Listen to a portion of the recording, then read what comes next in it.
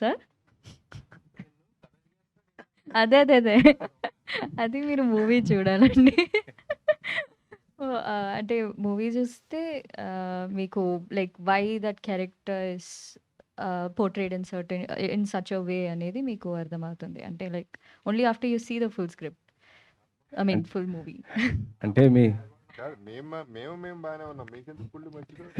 Full కాదు sir, మీరు రితిక గారి మేనత్ గారితో చేశారు, హీరోగా చేశారు. ఇప్పుడు అమ్మాయితో కూడా హీరోగా చేస్తున్నారు. అదేంటి తర్వాత చెప్పండి, సినిమా చూసాం. సినిమా ఇక్కడైతే మాకైతే హీరోయిన్ గానే కదా ఇంట్రొడ్యూస్ అవుతుంది, అందుకే అడుగుతున్నాను. హీరోనా? ఓకే. కాదా సార్? జగపతి గారు, మీరందరూ స్టార్ హీరోలతో చేశారు, ఇప్పుడు మీరు కూడా ఒకవైపు విలన్గా చేస్తూనే హీరోగా ఇప్పుడు మళ్ళీ డిఫరెంట్ క్యారెక్టర్ చేస్తున్నారు కదా.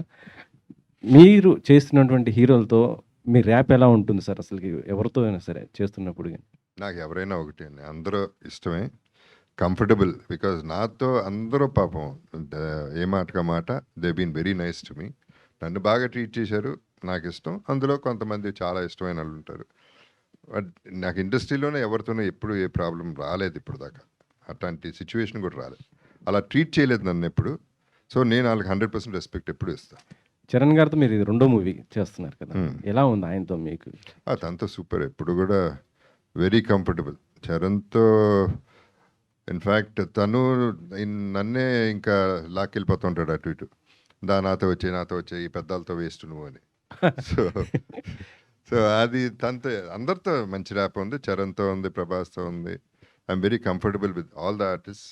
I love them, basically I love them because of their profession and their success and the friendship.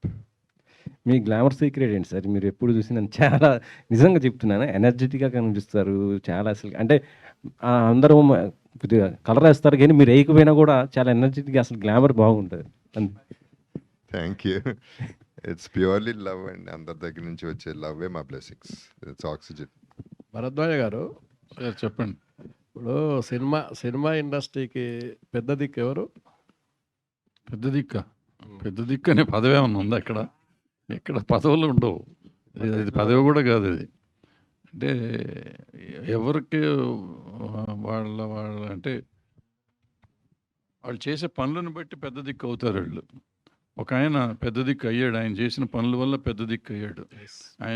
ఆయన చేసిన పనుల వల్ల చాలామంది అక్కడికి వెళ్ళటం వల్ల ఆయన పెద్ద దిక్కు అయ్యాడు.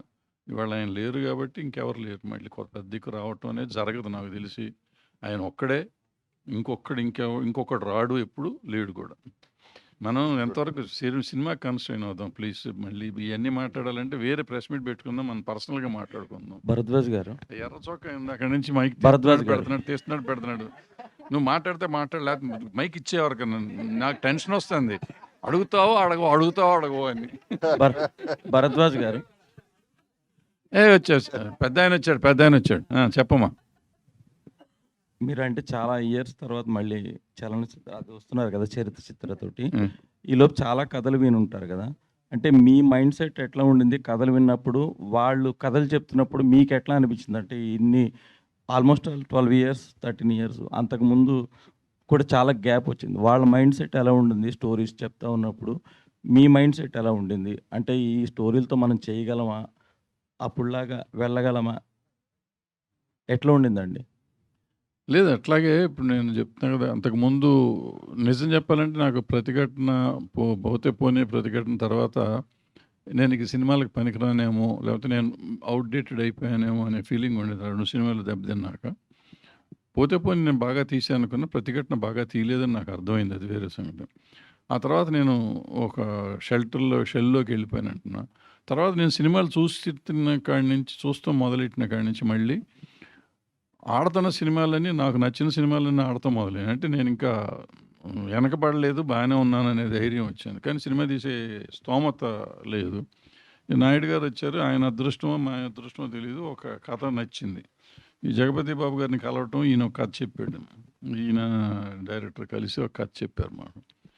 అది రకరకాల డిస్కషన్స్ అయినాక బాగుంది. పెట్టుబడి పెడతానికి ఆయన దొరికారు, యాక్ట్ చేస్తానికి ఈయన దొరికారు. సో దొరికినప్పుడు ఎందుకు అవకాశం వదిలిపెట్టాలనుకున్నాను, కానీ నా లోపల భయం ఉండింది. ఇప్పుడు ఆయన్ని సాటిస్ఫై చేయగలమా లేదో తెలియదు నాకు. అంటే ఇప్పుడు ఆయన ఆయన ఎంతో పెడతారు, పెట్టిన డబ్బులకి మన సినిమా తీయగలమా తీయలేమా, నేను కంట్రోల్ చేయగలనా లేదా వాడి జనరేషన్ కానీ.